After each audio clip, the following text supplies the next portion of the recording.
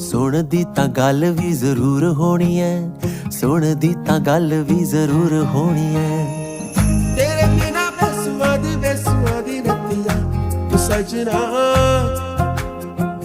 ਤੇਰੇ ਬਿਨਾ ਬੇਸੁਆ ਦੀ ਰਤੀਆਂ ਤੂੰ ਸਜਣਾ।